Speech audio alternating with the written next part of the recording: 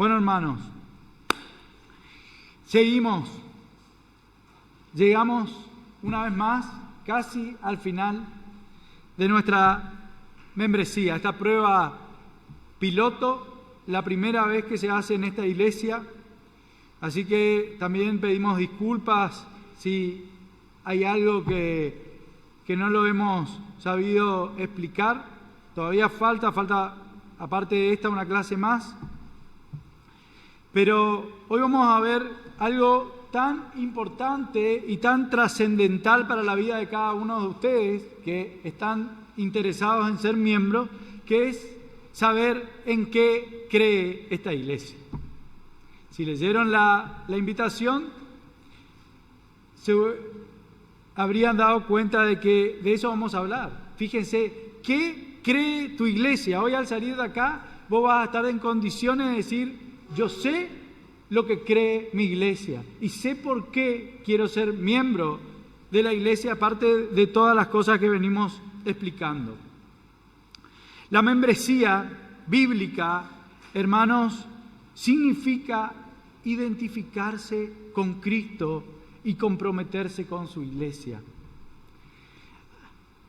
Como iglesia, como líderes de esta iglesia, nosotros deseamos que cada miembro, que cada uno de ustedes, hermanos, conozca el Evangelio, ame la palabra de Dios, que crezcan espiritualmente. Ese es nuestro deseo, y que cada uno de nosotros vivamos para darle la gloria a nuestro gran Dios. Este estudio va a grandísimos rasgos, va a resumir las doctrinas fundamentales que creemos y que está en nuestra declaración de fe, que espero que todos ustedes la tengan, la pueden tener a mano porque vamos a ir guiándonos de ahí. Yo voy a hacer lo siguiente. Es un tema muy importante, demasiado importante, pero el tiempo nos apremia. Entonces yo tengo que ir rápido y voy a ir leyendo algunos de los versículos que dan sustento a cada una de las doctrinas que están explícitas en nuestra declaración de fe. Los otros los voy a nombrar y el que tiene para tomar nota, toma nota. Es por una cuestión de ir un poquito más rápido porque también me tiene que alcanzar un tiempo para... Así que te pido, Víctor, que me avises menos cuarto, más o menos. Bien. Primero, ¿de qué vamos a hablar? De la importancia de las Escrituras. Las Escrituras para esta congregación, hermanos, tiene el nivel de autoridad final. Creemos que la Santa Biblia, esta Biblia que está acá, esta Biblia que ustedes tienen en sus manos, fue escrita por hombres, pero que fueron inspirados por Dios, y por lo tanto esa Biblia que vos tenés en tu mano constituye la revelación escrita de Dios para nosotros. Dios se revela, Dios, eso quiere decir que se deja ver a través de la palabra que tenés en tu mano. Si realmente queremos conocer a Dios, debemos leer y entender nuestra Biblia. Entonces, como iglesia, creemos que la Biblia, que las Escrituras fueron inspiradas por Dios, que son infalibles, es decir, que no tienen errores, que no se pueden refutar, ¿no es cierto?, que son verdaderas, que son la verdad máxima, que son suficientes, y ahora vamos a explicar para qué, y que son la autoridad suprema y final en fe y en conducta. Y vamos a dejar que la Biblia nos explique un poquito esto, este texto tan conocido por todos nosotros, 2 de Timoteo capítulo 3, versículos 16 y 17, que dice así: toda la Escritura es inspirada por Dios y útil para enseñar, para redarguir, para corregir, para instruir en justicia, a fin de que el hombre de Dios sea perfecto, enteramente preparado para toda buena obra. O por ejemplo, el capítulo 2 de Pedro, que nos dice que nunca la profecía fue traída por voluntad humana, sino que los santos hombres de Dios hablaron siendo inspirados por el Espíritu Santo. Hermanos, déjenme decirles algo nada más. Fíjense, ese texto, un poco antes, habla que ninguna profecía es de carácter privado. Y después viene este texto, ¿no es cierto?, que dice que ninguna profecía ha sido traída por voluntad humana, y esa es la interpretación de ese texto. Eso es lo que nos quiere decir. Ahora, justo esta semana me tocó debatir con una líder espiritual, ¿no es cierto? Y entonces, la importancia de la interpretación de las Escrituras, de poder interpretarlas bien, pero para eso tiene que haber una convicción en nuestro corazón, que solamente el Espíritu Santo te puede dar y me puede dar, de que esta es palabra de Dios. Eso es lo primero que tenemos que entender. Y después, ciertas normas para interpretar la palabra de Dios. Por ejemplo, que la Biblia se interpreta a sí misma. Por ejemplo, que los textos que no son tan claros se interpretan a la luz de otros textos que hablen del mismo tema, que le den más claridad a ese texto. Pero nunca, nunca, hermanos, y ustedes no permitan que nadie desde el púlpito use un texto fuera de su contexto para crear un pretexto. Ese es el gran peligro que se corre, hermanos, como iglesia, cuando no estamos atentos a la palabra del Señor, que por otro lado dice Pedro, que es una antorcha que alumbra en lugar oscuro. Me encanta eso, me encanta. Textos como la ley de Jehová es perfecta, que convierte el alma, que hace sabio al sencillo. La palabra de Dios es viva y eficaz. Hebreos 4:12. Pero lo que debemos entender, para ir resumiendo, hermanos, es que la Biblia tiene autoridad por sobre todo. ¿Ok? ¿Qué es ese sobre todo? Bueno, las opiniones humanas, las opiniones de los líderes, las opiniones de las emociones, las opiniones de la cultura, las opiniones de la experiencia, las opiniones de las filosofías y de cualquier otra autoridad humana. La Biblia es suprema.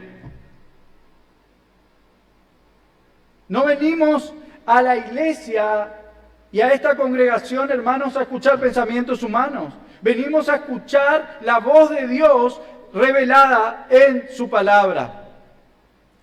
Por lo tanto, la Biblia es suficiente. Contiene todo lo necesario para conocer a Dios, para poder vivir vidas que le agraden, para poder entender el Evangelio, que permanentemente estamos hablando del Evangelio, y sin embargo hay congregaciones que no saben ni qué es el Evangelio, y ahora vamos a hablar de eso. Para adorar correctamente al Dios de la Biblia, para vivir en santidad y crecer espiritualmente. Para todo eso, la Biblia tiene todo lo necesario. Si vos querés alguna de esas cosas, la Biblia es el lugar a donde vos tenés que ir. Por lo tanto, hermanos, no necesitamos nuevas revelaciones. Dios nos libre algún día de hablar de algo que esté afuera de la palabra de Dios. Creemos que la Biblia transforma la vida, hermanos. Creemos que la verdadera vida cristiana no se basa solamente en la información que recibimos, sino en que nosotros obedecemos lo que dice la palabra de Dios, porque queremos hacer la voluntad de nuestro Dios. Entonces, como miembro de esta iglesia, hermanos, todos nosotros nos vamos a someter a la autoridad de las Escrituras. Nos vamos a comprometer a aprender la palabra de Dios. Y ese compromiso es a cada vez hacerlo más. Y nunca lo vamos a hacer más si no amamos la palabra de Dios. Entonces es algo por lo cual todos nosotros tenemos que orar en nuestros devocionales, es rogarle al Señor que nos dé amor por su palabra. Porque como decimos siempre, hermanos, tenemos que entender que esto es parte de una batalla espiritual. Tu carne no va a tener ganas y vos vas a tener que luchar. También vamos a hacer el compromiso de corregirnos, de que la palabra de Dios corrija nuestras vidas. Y vamos a buscar vivir bíblicamente. Amén. Ese es un compromiso que vamos a hacer entre todos. Todos los que quieren ser miembros van a hacer un compromiso con la palabra de Dios. Segundo, ¿quién es Dios para nosotros? Dijimos que Dios se reveló en su palabra. Y déjenme decirles algo. Dios mostró lo que Él quiso mostrar en su palabra. ¿Qué quiere decir con esto? El pastor me está mareando. Hermanos, que Dios es mucho más. Pero esto es todo lo que necesitamos conocer en esta vida de Dios. Acá está. No necesitas que un profeta te venga a hablar, que un apóstol te traiga nuevas revelaciones. Simplemente necesitamos pasar más tiempo con esta Biblia. Necesitamos pasar más tiempo y no solamente leer la palabra, no solamente venir a los estudios, no solamente venir los domingos al culto, sino darnos un tiempo para meditar en la palabra de Dios. Tiempo que no tenemos que hacernos. Bien, pero ¿qué creemos en cuanto a Dios? Bueno, creemos en un solo Dios vivo y verdadero. Esto es importante, parece que no. Un solo Dios. El mismo Dios que está en el Antiguo Testamento no cambió en nada. Sigue siendo el mismo. Nuestro Dios es eterno, es soberano, es santo, es sabio, es todopoderoso, es omnisciente, es creador y sustentador del universo. Pero nuestro Dios subsiste, lo que decimos en teología, subsiste en tres personas: Padre, Hijo y Espíritu Santo. Esas tres personas son coiguales, ¿sí? Son coeternas y poseen exactamente la misma naturaleza divina. ¿Bien? Textos claves acá. Deuteronomio 6:4, el famoso Shema, ahí una parte. Oye Israel, Jehová nuestro Dios, Jehová uno es. Yo soy Dios. Isaías 46, este está espectacular. Isaías 46 del 9 y 10 dice: yo soy Dios y no hay otro. Soy Dios y no hay nada semejante a mí. Pero también, por ejemplo, segunda de los Corintios 13, versículo 14. Capítulo 13, versículo 14 dice: la gracia del Señor Jesucristo, eso está ahí en la declaración. Fíjense acá, generalmente no se usa este texto para hacer notar la Trinidad, pero fíjense acá: la gracia del Señor Jesucristo, Hijo, el amor de Dios, el Padre, y la comunión del Espíritu Santo sea con todos vosotros. ¿Qué texto, hermanos, qué texto usan generalmente para explicar la Trinidad? ¿Cuál es el que más les gusta a ustedes? Uno. El más famoso, va para mí por lo menos, el más famoso de todos. El bautismo del Señor. Ahí es donde se ve. ¿No es cierto?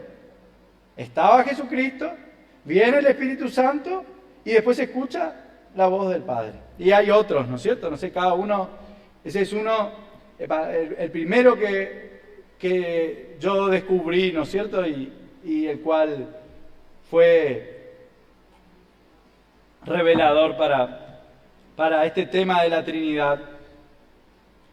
Bien, pero ¿qué debemos entender nosotros? Bueno, con respecto a nuestro Dios, que Dios es soberano. Y en grandísimos rasgos, nosotros hemos tenido clases enteras hablando de la soberanía de Dios. Yo no espero abarcar la soberanía de Dios en un minuto, pero simplemente es entender que nada ocurre fuera del decreto y del control de Dios. Dios gobierna la historia, Dios gobierna las naciones, Dios gobierna tus circunstancias y las circunstancias del mundo, y aún gobierna nuestra salvación. Él es soberano en todas esas cosas. No hay nada, hermanos, cuando le explico a mis hijos sobre eso, le digo, no hay nada. No hay un átomo que se escape del control de Dios. Dios sabe todo, Dios está en control de todo, por más que a vos y a mí a veces nos parezca que todo se está yendo de control, hermano.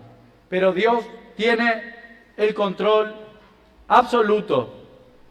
Dios nunca pierde el control, nada está al azar, porque todo finalmente va a glorificar a Dios. Eso creemos nosotros como iglesia. Creemos que Dios es santo, que Dios es completamente puro y separado del pecado, eso quiere decir.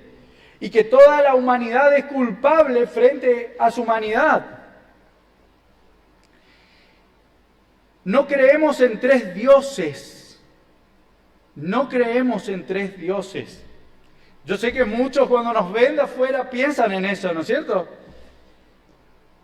Tampoco creemos que es un Dios que simplemente cambia de forma, que a veces está en forma de... Esa es una herejía. Nosotros creemos que Dios es un Dios trino, un Dios que coexiste en tres personas. O sea, un solo Dios que existe eternamente en tres personas. Por eso, hermanos, como iglesia, nos comprometemos a vivir para la gloria de Dios, a depender de su soberanía, a adorarle con la reverencia que Él se merece porque es un Dios santo, y a descansar, aunque nos cueste, en su control absoluto. En cuanto al hombre, ¿qué creemos en cuanto al hombre? Hablamos de Dios, y tan importante saber de Dios, tan importante es que vos entiendas los atributos de Dios y que entiendas qué creemos de quién es Dios, pero también es necesario saber qué creemos del hombre. Bueno, creemos que el hombre fue creado a la imagen de Dios, así lo dice Génesis 1, capítulo 1, versículos 26 y 27. Entonces dijo Dios, hagamos al hombre a nuestra imagen conforme a nuestra semejanza. Pero sin embargo, el hombre se rebeló contra su Creador y cayó en pecado. Y ese pecado trajo consecuencias. El hombre quedó separado de Dios, es decir, murió espiritualmente y quedó bajo condenación. Vieron que en Efesios dice que nosotros éramos por naturaleza hijos de la ira. Cuando yo entendí eso, dije, gracias Señor, gracias Señor. Pero Romanos 3, ¿a dónde afirmamos esto? Bueno, en Génesis le dije, pero también en Romanos 3, capítulo 3, versículos 10 al 12, que dice que no hay justo ni aún uno, no hay quien entienda, no hay quien busque a Dios. Hermanos, ese texto es casi imposible de no nombrarlo cuando vas a predicar el Evangelio. Cuando le vas a predicar el Evangelio a alguien, ¿te acordás de eso? No hay ninguno justo, por más que vos creas que sos bueno, por más que vos... Y ahí le haces ver con la ley moral de Dios. Pero la Biblia afirma, no hay justo ni aún uno, no hay quien entienda. O Romanos 3:23, siempre lo usa Martín en el evangelismo en el hospital. Por cuanto todos pecaron, y yo también lo uso porque Fíjense cómo lo dice, por cuanto todos pecaron y están destituidos de la gloria de Dios. Ese es el destino que le depara a quien no pone su confianza en el Señor Jesús. El hombre está depravado. Ese es otro adjetivo que le podríamos dar. Pero algo que nos describe bien es lo que dice Efesios, que estamos muertos en nuestros delitos y pecados. Y un muerto no puede hacer absolutamente nada, es totalmente incapaz. Pero lo que debemos entender como iglesia es que el problema del hombre, ¿vieron cuando empezamos a filosofar y nos juntamos con nuestros amigos y vemos que cada uno viene con su teoría y siempre rompemos el esquema de la charla porque le decimos, en realidad el problema del hombre no es todo eso? Y ahí vos le decís, el problema del hombre no es ni la economía, no es ni la sociedad, no es ni la política, el problema del hombre es su pecado. Ese es el problema del hombre. Eso es lo que enseñamos acá como iglesia, en eso creemos, de que ese es el problema del hombre. El problema fundamental es el pecado. El problema fundamental es que el hombre está espiritualmente muerto y es incapaz de salvarse a sí mismo.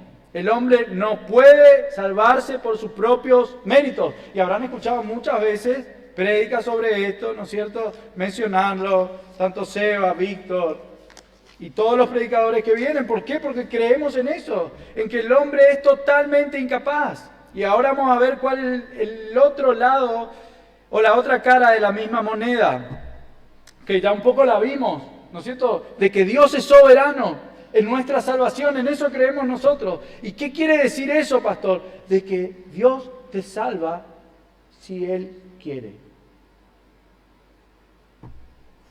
Como dijo Jonás, el libro de Jonás dice, la salvación es de Jehová. Punto.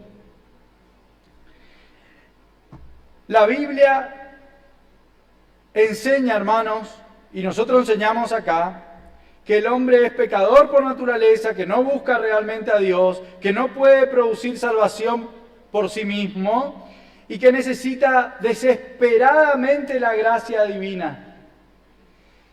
Y eso destruye, hermanos, toda jactancia.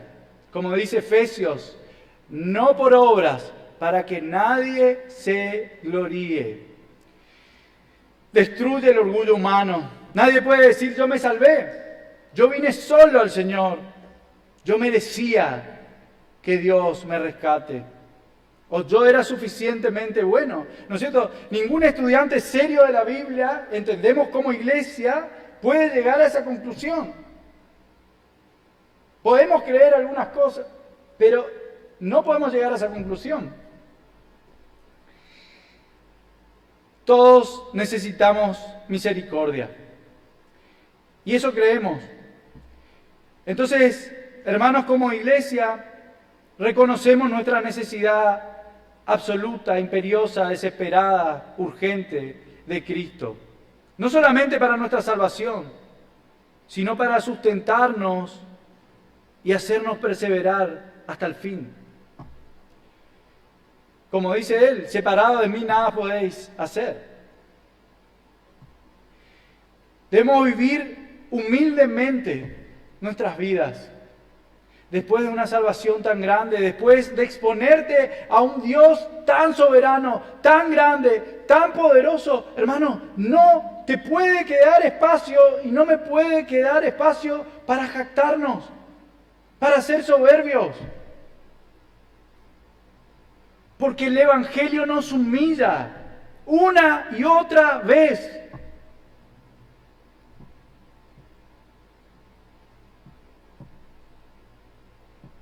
Dependemos, hermanos, completamente de su gracia.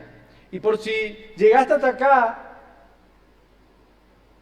sin saber qué es la gracia de Dios, te quiero resumir, no te vamos a explicar algo que otra vez es para 20 clases, pero simplemente es un regalo inmerecido. Es un regalo que Dios nos hizo, pero te aseguro que ni vos ni yo nos merecíamos. Cuarto, sobre el Evangelio, le dije que íbamos a hablar. Creemos que el Evangelio son las buenas noticias de salvación. Creemos que el Evangelio es el mensaje central de toda la Biblia, que traspasa de Génesis a Apocalipsis, toda la Biblia. A grandes rasgos, creemos que el Evangelio anuncia que Dios es santo, que el hombre es pecador, que Cristo murió por pecadores, que resucitó al tercer día y que nos ofrece su salvación como un regalo inmerecido, por gracia y mediante la fe, como dice Efesios. Para esto necesitamos saber quién es Jesucristo.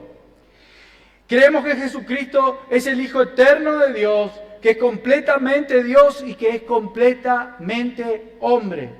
100% Dios, 100% hombre. En eso creemos en esta congregación. Creemos que es el único Salvador. Creemos que no hay otro nombre dado a los hombres bajo el cielo en el cual se pueda ser salvo. Creemos que es el único, que no hay forma de llegar a Dios que no sea a través de Jesucristo. Creemos que Dios no acepta ninguna adoración que no sea a través de su Hijo. Y por lo tanto también creemos que es el único mediador entre Dios y los hombres, como lo afirma la Biblia. En cuanto a la obra de Cristo, creemos que vivió una vida perfecta, que obedeció completamente al Padre, que murió en la cruz como sustituto de pecadores como nosotros, que recibió la ira de Dios que vos y yo merecíamos, que resucitó victoriosamente al tercer día y que hoy reina en victoria. Textos para anotar. Juan 3:16, porque de tal manera amó Dios al mundo que ha dado a su Hijo unigénito para que todo aquel que en él cree no se pierda, mas tenga vida eterna. Amén. Romanos 5:8, mas Dios muestra su amor para con nosotros en que siendo aún pecadores, Cristo murió por nosotros. Primera de Corintios 15, del 1 al 4, Cristo murió por nuestros pecados conforme a la Escritura, y que fue sepultado y que resucitó al tercer día. Segunda de Corintios 5:21, al que no conoció pecado por nosotros lo hizo pecado para que nosotros fuésemos hechos justicia de Dios en él. Primera de Timoteo, capítulo 2, versículo 5, y grabá esto en tu corazón, porque hay un solo Dios y un solo mediador entre Dios y los hombres, Jesucristo, hombre. Cristo es el único Salvador.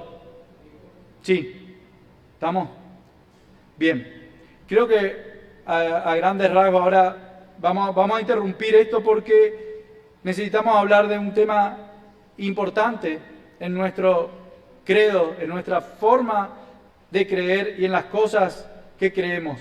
Mientras Víctor va viniendo, ya que él tarda, simplemente quiero decirles que Cristo es el único Salvador, que la salvación no se encuentra en religiones, ¿sí?, en buenas obras, ni en rituales, ni en la moralidad, ni en ningún esfuerzo humano. Solamente Cristo salva y no hay otro. Amén. Sí. Estoy bien. Si puedo estar parado mientras esté así. No así. Adelante. Buenas noches, hermanos. Qué bueno, estaba prestando mucha atención a lo que exponía Alejo.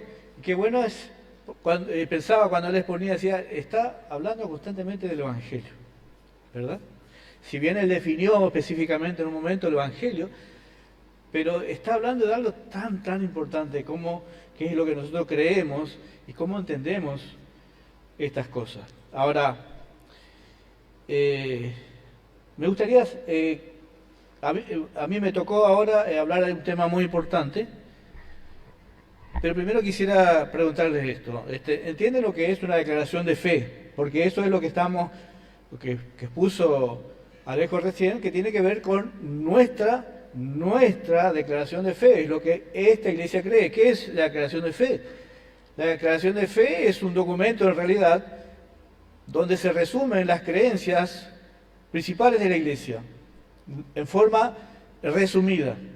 No está todo allí en esta declaración de fe, pero están los aspectos importantes que necesitamos saber.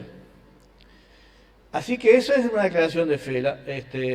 La mayoría de las iglesias de sana doctrina, ahora vamos a ver, tienen una declaración de fe. Y algunas iglesias se adhieren a alguna declaración de fe histórica. Eso ya es otro tema, vamos seguramente en algún momento a explicar un poco de la historia de la iglesia, donde vamos a hablar de las confesiones de fe, que está bien dicho, confesiones de fe histórica. Pero por ahora debemos entender esto, que simplemente es un documento que en forma resumida nos habla sobre lo que nosotros como iglesia creemos. Ahora bien, básicamente lo que él estaba explicando es lo que la mayoría de las iglesias evangélicas creen, ¿verdad? Estoy hablando de lo que se cree, o sea, si uno va y pregunta en unas iglesias evangélicas hoy, todo esto que ha dicho él es lo que se cree. Otra cosa es la práctica, o el entendimiento de cómo se lleva a la práctica la vida espiritual. Claro, entonces, ahora vamos a ver un aspecto importante que de alguna manera nos diferencia de las iglesias evangélicas en general. No sé si ustedes vieron ahí en la confesión sobre el aspecto de la salvación. Y ese es el tema. Ese es el tema que nos diferencia de muchas iglesias. Voy a explicar un poquito. Y que nos habla sobre el tema de la elección, predestinación. Entonces, quisiera comenzar diciendo, bueno, ustedes escucharon hablar de sana doctrina, ¿verdad? ¿Les suena eso? Nosotros cuando decimos queremos de alguna manera identificarnos, decimos somos iglesia de sana doctrina. Una vez en una iglesia anterior, iglesia bautista donde me iba, yo quise plantear esto en una mesa de liderazgo, y yo dije esto, algo así como que tenemos que entender las sanas doctrinas y vivir las sanas doctrinas, algo así. Yo todavía en ese momento no tenía un entendimiento profundo de estas cosas, pero sí sabía que había sanas doctrinas que entender y que vivirlas, digamos. Y uno de ellos me dijo, bueno, ¿acaso crees que acá no hay sana doctrina? Me dice, ¿qué es una sana doctrina? Y yo quedé pensando, y era cierto, y no sabía cómo decirle, cómo explicarle, porque no tenía entendimiento para explicarle que por ejemplo, en las cartas de Pablo a Tito y a Timoteo, por lo menos hay 9 exhortaciones a vivir la sana doctrina. Allí en Tito 2:1 dice, pero tú habla lo que está de acuerdo con la sana doctrina. Entonces, evidentemente, si hay una preocupación de Pablo a Tito y a Timoteo para que vivan la sana doctrina, es que hay más doctrinas que no son tan sanas, ¿verdad? Sanas doctrinas. Es una exhortación constante. Ahora, cuando hablamos de iglesia de sana doctrina, suele referirse a congregaciones que mantienen una enseñanza fiel a las Escrituras, centrada en Cristo y en la autoridad bíblica. Eso es lo básico.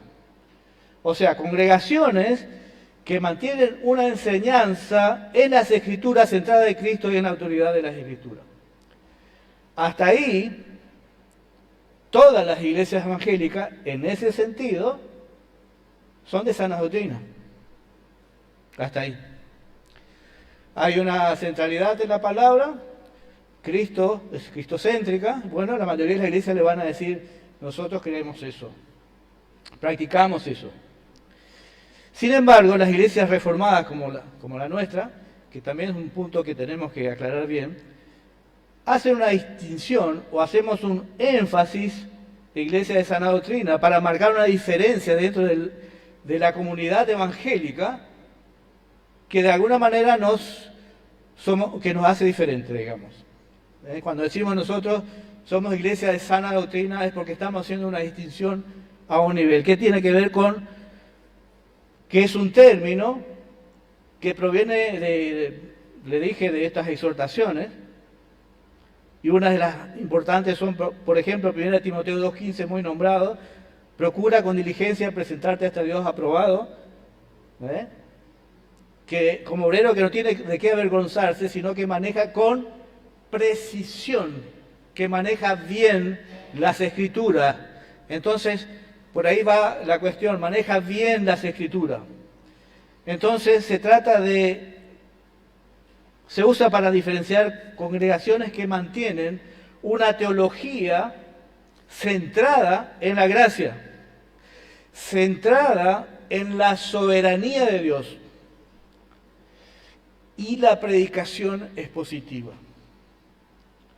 Entonces, aparte de ser cristocéntrica y estar centrada las enseñanzas en la Sagrada Escritura, es que nosotros hacemos un énfasis en la soberanía de Dios, en la gracia de Dios y en la predicación expositiva. ¿Qué significa la predicación expositiva? ¿Alguno lo sabe? La predicación expone la palabra de Dios. Está bien. ¿Y las demás iglesias no exponen la palabra de Dios? Pregunto. Exponer la palabra de Dios, o sea, ser expositivo es tomar las Escrituras y interpretarla y exponer lo que Dios ha querido decirlo. Es mucho más amplio, tal vez, la definición de eso, pero exponer las Escrituras, o sea, ser expositivo es exponer lo que Dios ha querido decir. No lo que yo quiero decir, ni darle un contenido a lo que está acá en función de mis ideas, de lo que yo pretendo, sino buscar lo que Dios realmente ha querido decir en su contexto, en el tiempo, y traerlo y poder aplicar a nuestras vidas. Aunque parece tan simple esto, en realidad las iglesias no hacen esto. No exponen la palabra como tomando la Biblia, tomando su palabra y buscando el sentido de lo que Dios ha querido decir para poder volcarlo a la iglesia y que se pueda vivir y aplicar esto a nuestras vidas. Y eso, por supuesto, entendemos que hay una cuestión allí de interpretarla, de la exégesis y todo esto que tiene que ver con exponer la palabra de Dios. Bueno, el énfasis que hacemos como iglesia es que hacemos ese énfasis en la predicación expositiva. Cuando no es expositivo la palabra hay mucho peligro, hermano. Hay, lo que sería contrario a la palabra expositiva sería, por ejemplo, la palabra alegórica. Darle algunos significados a la palabra en vez de buscar realmente lo que quiere decir. Entonces yo voy inventando cosas o procurando de darle algún sentido y busco ahí. Entonces expongo lo que en realidad yo quiero decir. Bien. Entonces, las iglesias reformadas suelen recalcar este término, o sea, sana doctrina, porque consideramos, hermanos, que la pureza doctrinal es esencial. La pureza doctrinal es esencial a la salud espiritual de la iglesia. Es esencial. Por eso hacemos mucho énfasis en estudiar las Escrituras, en procurar de ver lo que Dios ha querido decir en la palabra, en hacernos tiempo, como ya decía Alejo. Ahora bien, algunas cuestiones, nosotros tenemos predicaciones positivas centradas en las Escrituras. Los que no lo tienen hacen generalmente un mensaje más práctico y motivacional. ¿Les suena eso? Se sube al púlpito y va a hacer una predicación expositiva, que es lo que hacen, unas cuestiones emocionales. Trata de allí de tocar tu corazón, tu mente, y muchos lo hacen para dar el diezmo y la ofrenda. Pero no es una predicación expositiva, ¿no? ¿Se entiende? Hacemos un énfasis en la soberanía de Dios y la gracia. Y por el contrario, otras iglesias hacen énfasis en la decisión humana y en la experiencia. Bien, hacemos que la doctrina, o sea, tenemos en cuenta que la doctrina como la base de la unidad nos une en una doctrina sana, hermanos, en un mismo espíritu, en un mismo entendimiento. Sin embargo, otras iglesias, lo que los une son las actividades. ¿También les suena eso? Actividades programadas como el centro de la unidad.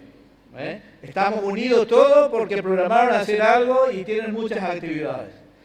Nosotros estamos unidos, amalgamados en las doctrinas, en un entendimiento que después nos lleva a la práctica.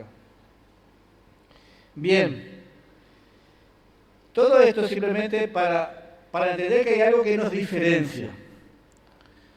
Cuando hablamos de que somos iglesias de sana doctrina, por supuesto es mucho más de lo que yo le dije. Cuando hablamos o definimos que es una iglesia reformada, hay muchas cosas para hablar y seguramente vamos a darlo con detalle a medida que vayamos estudiando las Escrituras, pero es básicamente eso. Ahora bien, le decía que hay un aspecto que nos diferencia y esa diferencia tiene que ver con la salvación, como decía Alejo, cómo nosotros entendemos la salvación. Y eso, fíjense qué tan importante puede ser. ¿Cómo creemos nosotros que somos salvados?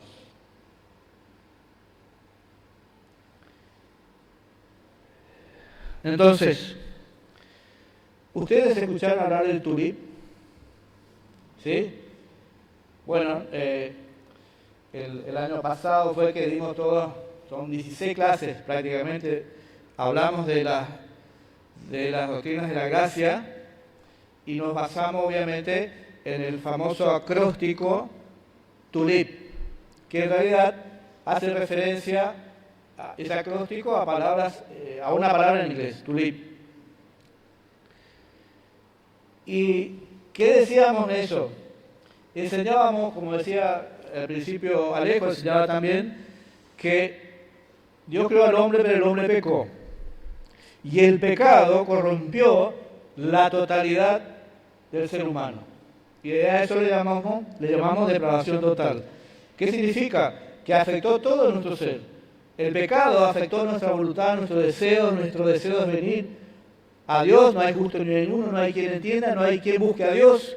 Entonces, el pecado lo que hizo es corrompió todo nuestro ser. Y corrompió nuestro deseo de venir a buscar a Dios. ¿Y cuál es la consecuencia? Bueno, que el hombre espiritualmente murió. Y ahí hablábamos de Efesios 2:1, que decíamos que Él nos dio vida cuando estábamos muertos. Entonces, el pecado nos mató. Morimos espiritualmente. Y eso hace que, estando muertos, tenemos esa imposibilidad de venir a Dios. Porque estamos muertos. No hay ninguna estimulación que nos produzca el venir a Dios. Estamos muertos. Y eso hizo el pecado. Ahora bien, como la voluntad estaba esclavizada por el pecado, entonces el hombre no puede dar el primer paso para venir a Dios. No desea siquiera. Está imposibilitado. Su voluntad está esclavizada. Ahora, como el ser humano está completamente incapacitado de elegir, de venir a Dios, es Dios el que toma la iniciativa. Por eso decimos que Dios es el Salvador. Dios nos salva. Nosotros no nos podemos salvar. Entonces Dios toma la iniciativa. Y leemos allí en Efesios 1:4-6. Seguramente estará en la pantalla. Este famoso pasaje donde dice que fuimos escogidos antes de la fundación del mundo. Entonces, cuando Dios decide salvarnos, Él lo que hace es, en la eternidad pasada, por el puro afecto de su voluntad, Él decide elegirnos. Él nos eligió en la eternidad pasada. A cada uno de nosotros, todos los que estamos aquí, que hemos venido a Cristo, Él ya lo planeó en la eternidad pasada. Y alguna vez creo que estuvimos predicando sobre este tema de la iglesia, una novia para Cristo. Entonces, Dios en la eternidad pasada nos eligió por su gracia soberana. Y esa elección fue incondicional. ¿Qué significa incondicional? Que no hay ninguna condición para ser elegido. Dice la Biblia por el puro afecto de su voluntad. Y dice en Efesios, prácticamente todo el capítulo 1 nos habla que es para la alabanza de su gloria. Lo que Él hizo, cuando Él nos salva, es para Él mismo, para su propia gloria. Y no hay ninguna condición en nosotros para poder ser elegido. La elección es incondicional. Porque nos amó, nos eligió en Cristo. Entonces, y predicaba el pastor Sebastián el domingo pasado, creo que fue, que nos hablaba de que Dios salvó un pueblo. Dios salvó a su iglesia por medio de Jesucristo. Nosotros fuimos salvados cuando Él planeó nuestra salvación en la eternidad pasada. Pero Él salvó a un pueblo. Ahora, una vez que nosotros fuimos elegidos, para entender esto, una vez que nosotros fuimos elegidos, el pecado de ese pueblo debería ser pagado, ¿verdad? ¿Por qué debería ser pagado? Porque la paga del pecado, ¿qué es?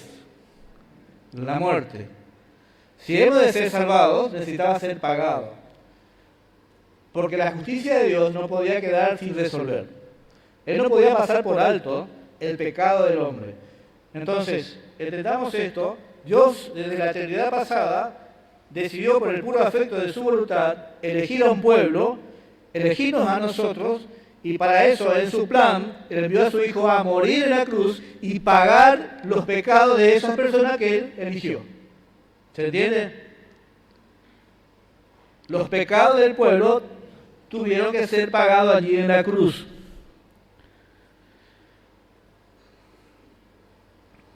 Nosotros sostenemos que ese sacrificio fue particular. ¿Qué significa particular? Significa que Cristo no murió para hacer posible la salvación de todos, sino que Él murió efectivamente para salvar a muchos. Porque ¿cuál es la otra posición? Es que de las demás iglesias evangélicas, y allí está la clave de la diferencia, una de las claves es que Cristo murió en la cruz para hacer posible la salvación de aquellos que quieran ser salvados. ¿Se entiende? Entonces, Cristo muere en la cruz y pone a disposición de lo que la gente quiere hacer. Ese es el mensaje, digamos. Cristo murió en la cruz, pero ahora depende de ti. Y como depende del hombre, en esa concepción de entender la salvación, entonces la salvación no es enteramente de Dios. ¿Por qué? Porque hay una condición allí. ¿Cuál es la condición? Tiene que venir a Cristo. Venir en fe a Cristo. Esa es la condición para ser salvado. Entonces, como que esa es la salvación, decimos teológicamente, es un sinergismo, porque hay una cooperación del hombre con Dios para ser salvado. Dios le salva, pone a disposición la salvación, pero el hombre tiene que venir en fe. Nosotros sabemos que la fe inclusive es dada por Dios, no la producimos nosotros. Cuando nosotros venimos a Cristo es la primera vez que podemos venir a Cristo por nuestra propia voluntad. Porque es la primera vez que venimos libres a Cristo. ¿Por qué? Porque cuando Dios decide salvarnos, Él nos da vida y dejamos de ser esclavos del pecado y entonces podemos venir libremente a Cristo. La primera vez que podemos tomar una decisión en libertad. Y tenemos el deseo de venir a Cristo, porque Él pone el deseo en nosotros. Él pone el querer como el hacer. ¿Se va entendiendo? Entonces, como esto es así, como nosotros entendemos bíblicamente que esto es así, estamos hablando de la soberanía de Dios en la salvación. Dios es soberano en la salvación. Él decide, yo elijo y yo los predestino para la salvación. Eso tiene que ver con la predestinación. Nosotros fuimos predestinados a salvación, porque la decisión de Él elegirnos en la eternidad pasada, al elegirnos, envía a su Hijo a morir, a pagar el pecado por nosotros, nos predestina a salvación. Cuando nosotros venimos a Cristo, no venimos arrastrados por Él. Porque entendemos que la gracia de Dios que nos salva es irresistible. Pero no es irresistible en el sentido de que hay personas que no quieren ser salvados, entonces se resiste y no quiere y Dios los trae, arrastra. No ocurre eso. Es irresistible porque Él actúa soberanamente en el corazón, de tal manera que el hombre quiere venir. Y Él es soberano en eso. Su soberanía hace que, como dice allí en Jeremías, cambia nuestro corazón de piedra, pone una de carne. Ahora tenemos deseos de venir a Cristo. No venimos arrastrados. Su poder es irresistible. ¿Se entiende? Entonces hablamos también de esa gracia irresistible. Cuando Él nos da vida, Él transforma nuestra voluntad. Por eso le decía que ahora tenemos el deseo, nuestra voluntad es distinta cuando estábamos esclavizados al pecado. No podíamos venir a Cristo porque estaba esclavizado al pecado. Por eso la Biblia dice, no hay justo ni uno, no hay quien haga lo bueno. Ojo, algunos dicen, no, si yo conozco a fulano que hace lo bueno. No hay bueno ante la mirada de los parámetros y la justicia de Dios, no hay nadie que sea bueno. Solo Dios lo es. Ahora, aquellos que Dios eligió en la eternidad pasada, aquellos que los predestinó, aquellos por los que Cristo murió en la cruz, que no son todos, son quienes, los que Él eligió. ¿Se entiende? ¿Quiénes son? Y no sé. ¿Yo lo sé? No. ¿Lo sabemos? No. ¿Quién lo sabe? Solamente Dios lo sabe. Por eso predicamos el Evangelio, hermanos. Hay una idea por allí que cree que nosotros entendemos que, bueno, que como somos elegidos, o sea, si Dios ya eligió en la eternidad pasada, ¿para qué vamos a predicar el Evangelio? ¿Ah? Si Dios eligió, ¿por qué voy a ir a predicar el Evangelio? Dios sabe. ¿Sabe por qué tenemos que predicar el Evangelio? ¿Por qué nos envió a predicar? ¿Cómo? Nos envió a ser discípulos. Pero todavía me puedo preguntar, ¿pero por qué lo hace si Él ya decidió? Porque Él decidió usar nuestras vidas para poder terminar el plan que Él trazó. Entonces nosotros somos colaboradores de Dios, privilegiados en ser parte de su voluntad a ir a predicar el Evangelio, porque agradó a Dios salvar a los creyentes por la locura de la predicación. O sea, Dios los salvó, pero nos usa a nosotros para que ellos vengan a Cristo, para que sean llamados. Esos son los llamados, nosotros fuimos los llamados por Dios. Y ese llamado fue irresistible. Dios usó a personas como nosotros para que otros conozcan a Cristo. Y es el plan de Dios. La iglesia está para predicar el Evangelio. Y somos parte del plan de Dios. Qué privilegio, hermanos, como iglesia, ¿verdad? Somos parte del plan de Dios.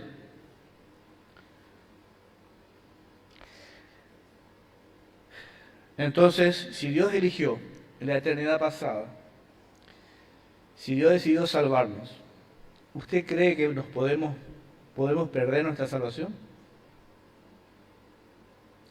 Esa es la otra distinción de otras iglesias evangélicas. Yo nací en una iglesia pentecostal y por mucho tiempo, y una iglesia medianamente sana, lo puedo decir, por mucho tiempo creí que perdíamos nuestra salvación, como lo cree el 90%, hermanos, de las iglesias, que pueden perder su salvación.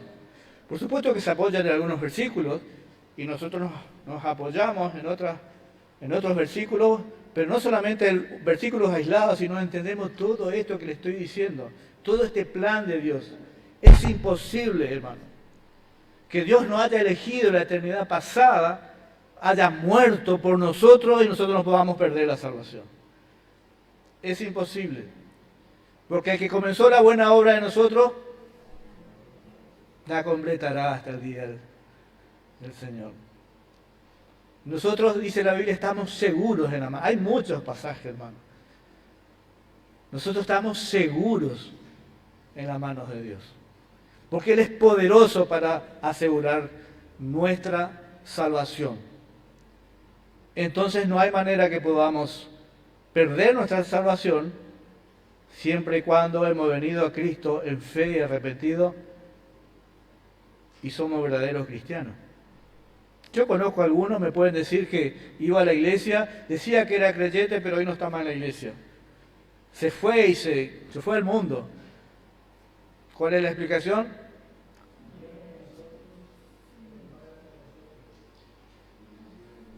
Estaban con nosotros, dice la Biblia, como están diciendo los pastores, pero que no eran de nosotros. ¿Lo podía saber yo? Si estábamos entre nosotros, están con nosotros, pero después nos enteramos que se fue. ¿Lo puedo saber yo hoy? No. Cuando Cristo dijo eso, evidentemente estaba ahí con la iglesia, ¿no? Así como Judas. Estaban con nosotros, pero no eran de nosotros. Entonces esa es la explicación.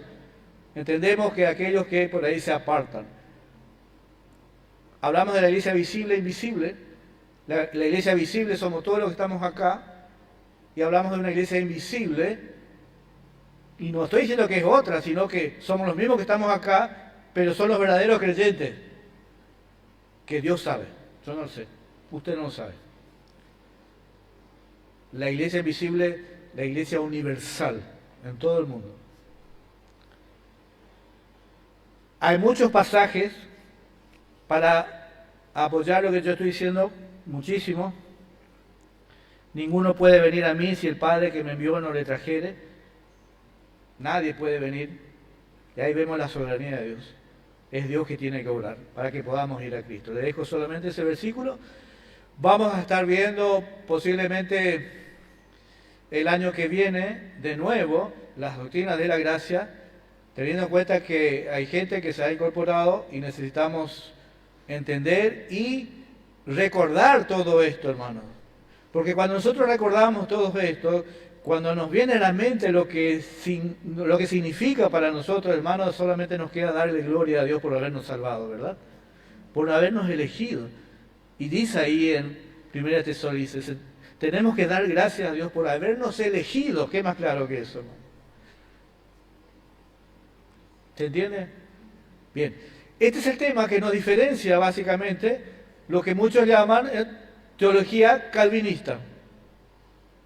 No lo dije al principio para que no se asusten, porque hay gente que por esta etiqueta de ser calvinista le tiene horror y dicen muchas cosas. Pero, hermanos, también esto es para aplicar, esto es simplemente un distintivo. Nosotros no creemos en Calvino, o sea, no creemos en Calvino, si bien él aclaró muchas doctrinas, pero Calvino no hacía más énfasis en la soberanía de Dios que en la propia predestinación.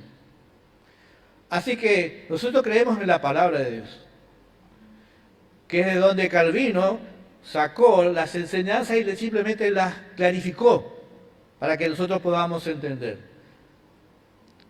Pero nosotros creemos lo que la Biblia dice, no lo que Calvino dice. No somos calvinistas en ese sentido. No están mal las etiquetas. Nosotros somos calvinistas porque creemos en las doctrinas de la gracia que Calvino desarrolló, pero no fue él simplemente, fueron muchos otros también. Así que, hermanos, somos bíblicos, creemos en la Biblia y entendemos que la salvación es de esta manera, como les expliqué. Bien, ese era el tema que me tocaba ahora. No sé, Alejo, ¿querés terminar enseñando algo?